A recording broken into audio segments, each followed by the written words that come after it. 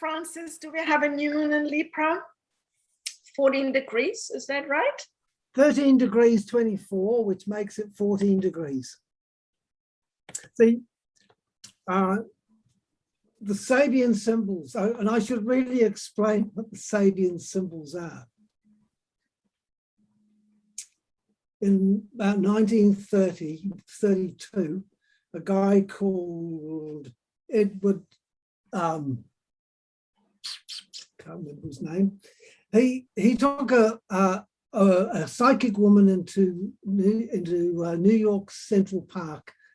She was blind, and he would give her a card with each degree of the zodiac on it randomly, and she would say, this card has this symbol, and he would write it on the back, and then he collected them all up until they had a full set. And then nothing happened with it until 1936, when he and Dane Rudhyar laid them all out and saw the patterns that these things set in motion. And it became the mandala, the astrological mandala. Right, and so these symbols, they sort of represent each of the degrees of the zodiac. And remember, each degree changes every 3 minutes of time. So as the planet rolls over, every 3 minutes there's a new symbol on the horizon. So these symbols, they signify major events, right? And those events are essentially depending on where you live.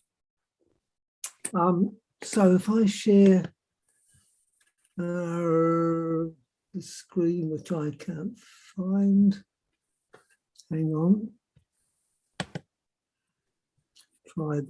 Try sharing it now.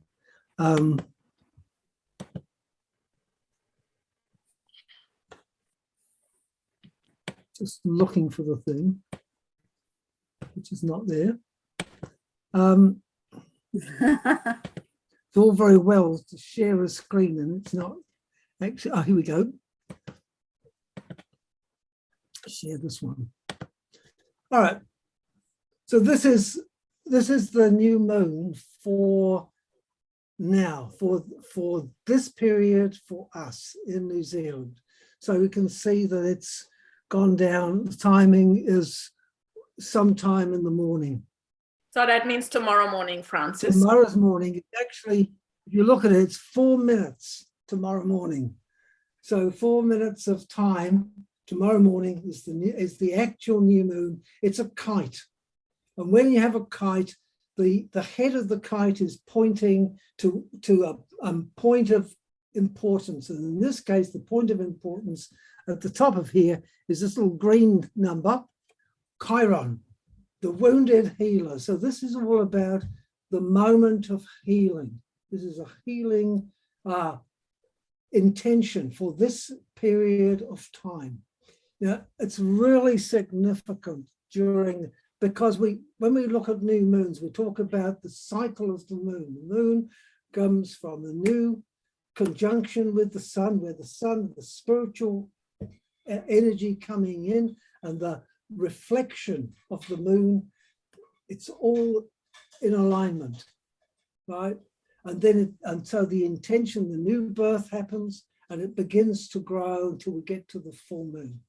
And in this period of time, if we look at it, we see that all of the planets are retrograde. They've got this little R at the end of it, and we can see that Pluto has, for the moment, gone stationary. It's got to the end of its retrograde period, and it's going to start moving on, moving forward.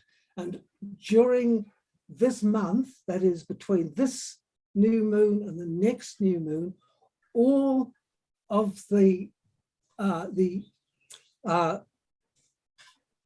no, sorry, not all of the planets, but the major planets, that is Jupiter, Saturn, Pluto, and Mercury will go direct again. So we've been in this enormous holding pattern for months. So this is the marker of the new beginning, the new movement, and we'll start to see this growth factor. And what the Sabian symbol says, because I sent this to everybody, the Sabian symbol is really talking about, the Sabian symbol actually says, in the heat of the noon hour, a man takes a siesta. And it's sort of like when the heat is on, right? Slow down, take a rest from the work.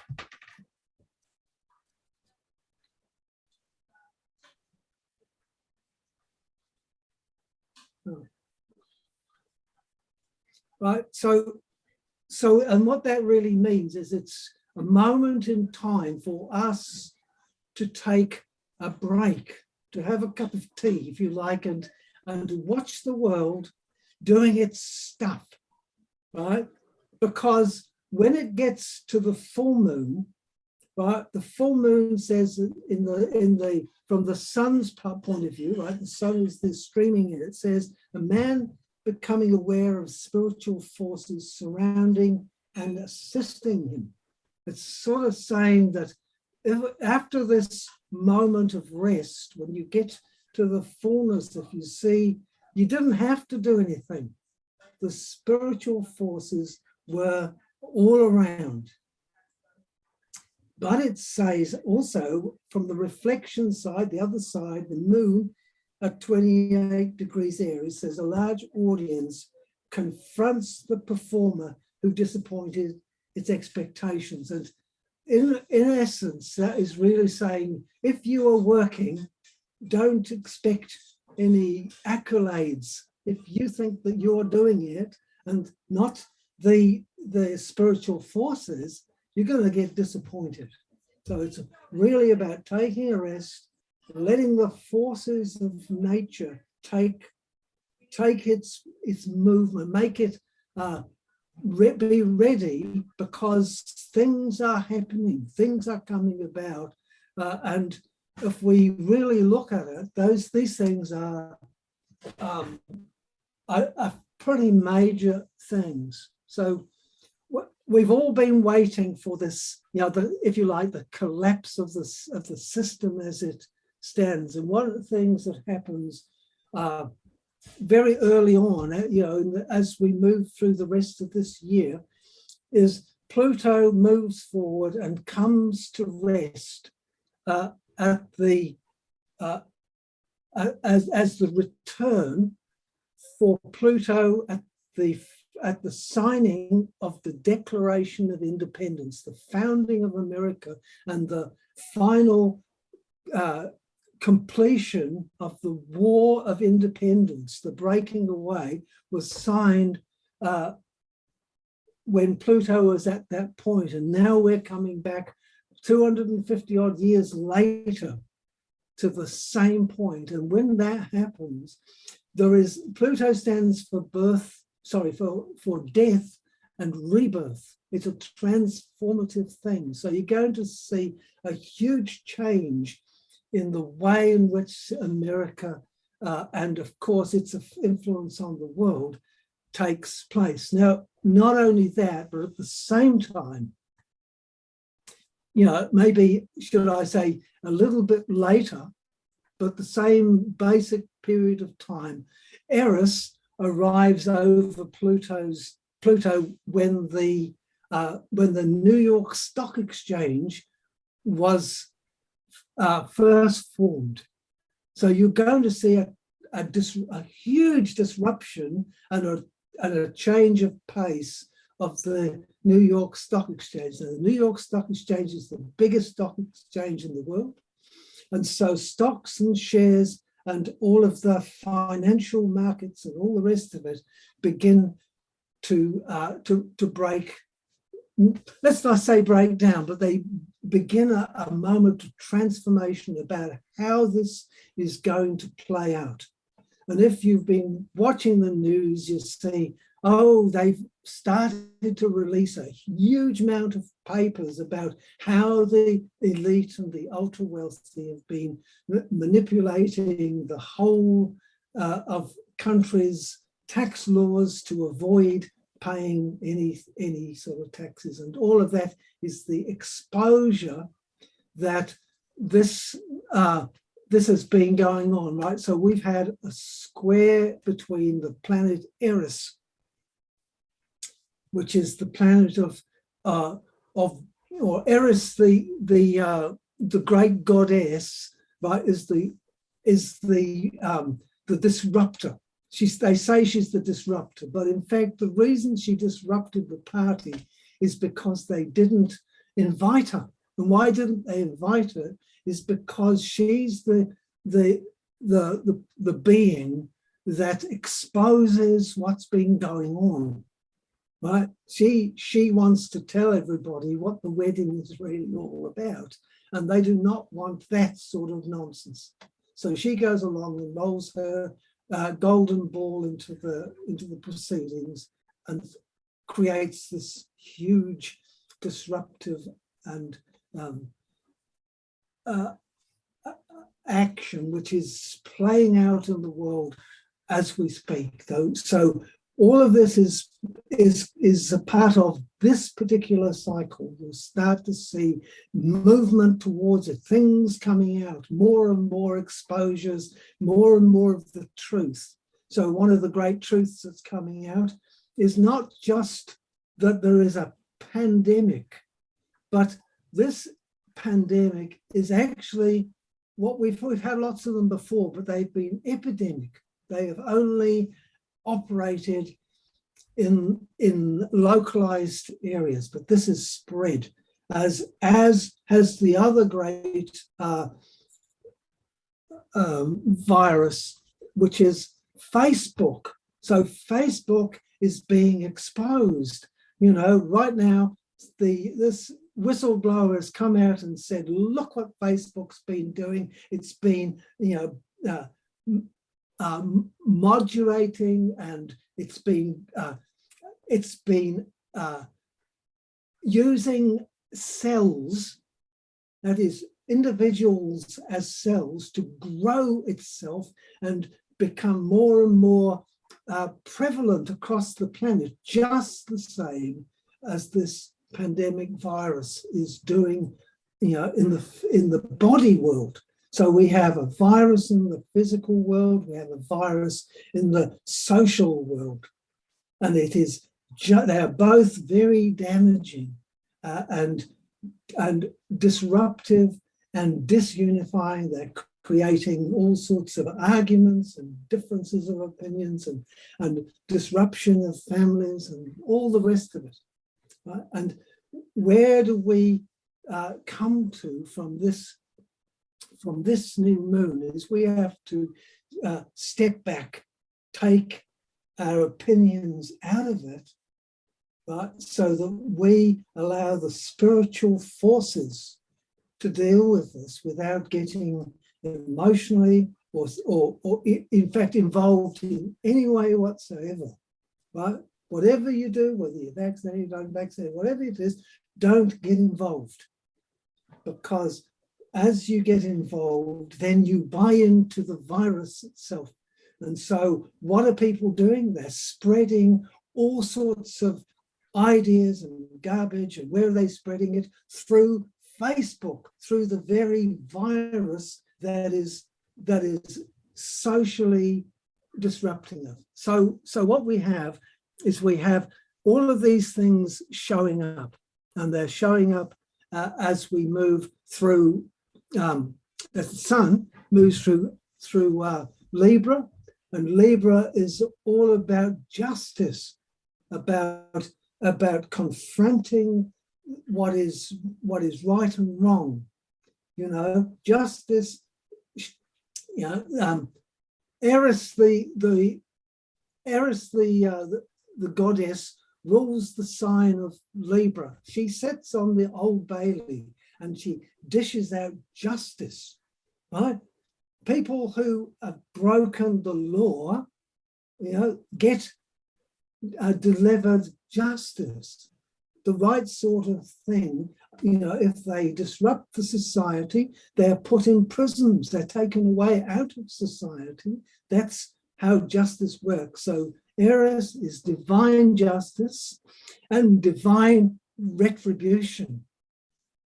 So she will take appropriate action, and we will see this individually. If we get involved in it, justice will come. You know, and in the biblical sense, they said this is the, you know, the end times when everything is answered for. So whatever you have done, whatever you are doing, it will come and it will be delivered. So for all of us, it is time to take stock, which is why I say this new moon, back out, take a rest, really look after yourself, look inside, see, how you've been trying to perform, and how leaving the spiritual forces to deliver is the method for this. And to finish that up, the cycle ends with the last, when it comes to the next new moon, which is on the 5th of November. And this full moon says an inventor performs a laboratory experiment. And really this is at the end, it's the tying up of it says that it's the ability to relate seemingly unrelated facts. So it's about drawing all of the events and what's happening and your intuitions and all of this stuff and bringing it together into a unified field. So you have your unified field, which of course is affecting the collective. So that's probably what I should. All right, now just keep it on. Now keep the screen going. I want to just ask a few questions, Francis. Okay. And let's do the next part together, because I'm really excited here. You brought a few really pivotal points. I love that, that still points aspect you are describing, that it's time to just stand still, drink a cup of tea and take stock of your life. Okay, that's one. Because if we look at this, because across here we have, if you look at it, we've got Mars. Yes. Mars is absolutely conjunct the new moon. So this is energized, right? Isn't it? And it is not only that, but it is opposite to Chiron. So Chiron is in Aries. So Chiron is activated as, this is about deliberate taking your recognizing. This is a big challenge for most of the healers, right? The story of Chiron is that he's an immortal. He gets wounded, because Hercules is busy firing poisoned arrows that he has dipped in the blood of the Hydra.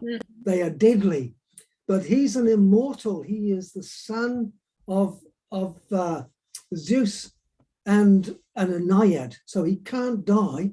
He just gets this terrible wounding. So he goes out into the universe to find some healing for himself. And what he finds is healing for everybody else. And he finds all music and knowledge and all this other stuff. But the only thing that he cannot find is healing for himself. Wow. Okay. So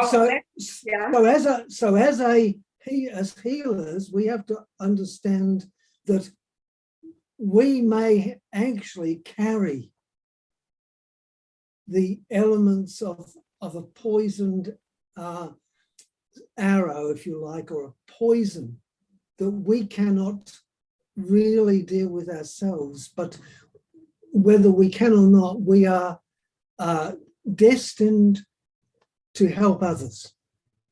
We're destined to give freely of the others. And in the end of the saga, Chiron is released from his pains because he gives his life to free Prometheus, who brought fire to the people. So for the benefit of somebody else, he gets restitution. We talk about relationships here, okay, and that's what I want to absolutely do. Because I mean, we have a new moon in Libra. Libra is very much a sign of relationships. I mean, any Venus in Libra or any Sun in Libra, these are people who are very relationship prone. They're very much loving being in relationship. They're very sensual people. Remind us where the Mars is right now and where the Venus is. I know there was an interesting thing then that last month, I think they were together in the same sign, but I think the Venus is rushing on now. Yeah, Venus is over here in Scorpio, right? And yeah, it almost finished its journey through Scorpio as well. Yes. Right? So, you know, what does this all mean for relationships? I think I want to get right to the key question now. If you look at Scorpio in the old school, before Pluto came about, was ruled by Mars. Yes. Right? And Venus ruled, before Eris, it ruled Libra. So they're in mutual respect. They're in each other's natural signs. Right? So this is like, it's where there's a huge amount of balance. And if you look over the other side here, where it says rays, right, we've got two rays that stick out, the second ray and the third ray. Yes. The second ray, the blue ray, is the ray of love and, God, it goes from me quickly. But this is the ray that, the blue ray is the ray that the Catholic Church took for its depiction of the mother. You know, the Catholic Church was based not on Jesus, but on Mother Mary. Yeah. And so this is the ray of love. And the third ray is the ray of active intelligence. So you've got a heart ray and a brain and a head ray, which, if you like, are the masculine and feminine rays brought together, and they are almost equal in this. So there's at this point in time for relationship, this is the moment once again to look at, you know, what we're attracting, right? Because relationship is not about a person and a person. It's about what are we attracting into our lives? How are we creating what we're creating? And what do we have to believe in order to do that? What is the mind saying to the heart? Right? Because I love that. What is the mind saying to the heart?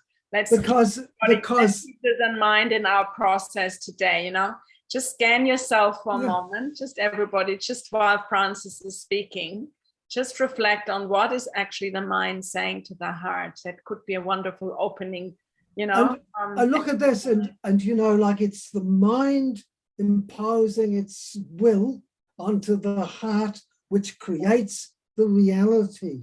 Mm-hmm. So when you experience the reality, whatever it is in terms of relationships, right, then it's your heart speaking to it. What is it creating here? And behind the heart are all the ideas that were put in place in order to get the feeling, in order to get the physical experience. So if we look at it this way, we can start to see, if we come back out of the experience and we get what it is that the mind has put there, right? And what we would prefer, what experience would we prefer? So if we go in and to the experience what we would prefer, what mindset would you have to get that? It's obviously not the one you got, because what you are thinking and what you're feeling gives you what you got. Mm-hmm. So changing something, right? But to change your feelings about the world or something is very difficult if you keep the same attitudes and the same thoughts and the same beliefs going. Yeah, you're going to get the same result. Fantastic. Francis, if you unshare the screen, I will share the screen, because I prepared as a key exercise, like I did last month, I prepared an exercise for us. So let's gently move into the actual love coach segment of our retreat. But I do want Francis to help me with this, because today we're talking about wants versus needs and negotiable versus non-negotiable, and what's really important to us and not as important.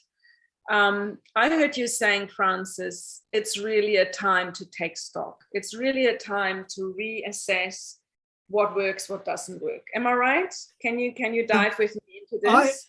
I would say this. I would say this is the time to sit back for a moment and get honest, right? To really look at yourself, not to put yourself down with all sorts of, criticisms, but to take stock and say, wow, I'm somewhere on my journey. I have had a lot of success because I am growing. I am constantly changing and I'm growing. And now is the moment for me to get honest with what I have got and what I would like. What I would like, that's right.